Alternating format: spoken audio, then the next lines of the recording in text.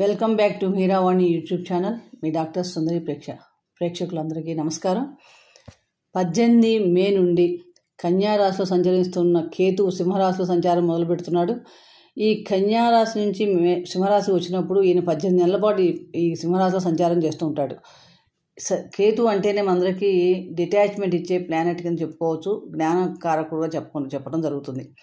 కేతు మిథున రాశి వారికి సంచార ఫలితాలు ఎటువంటి ఫలితాలు ఇస్తుంటాడు చూస్తే కనుక, తృతీయ భావంలో సంచారం చేయటం వలన, అది కూడా లోహమూర్తిగా సంచారం ప్రారంభించడం వల్ల కొంచెం ఇరుగు పొరుగు వారితో కానీ, దగ్గర సంబంధాలతో కానీ, లేకపోతే మీ సహచరులతో కానీ, మీ కనిష్ట సోదర వర్గంతో కానీ కొంచెం చికాకులు, మానసికంగా దూరంగా ఉండే పరిస్థితి ఏర్పడుతుంది. అలాగే కమ్యూనికేషన్ విషయంలో కూడా కొంచెం మౌనాన్ని ఎక్కువగా పాటిస్తారు.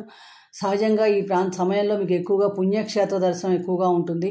కమ్యూనికేషన్ విషయంలో జాగ్రత్తగా ఉండండి.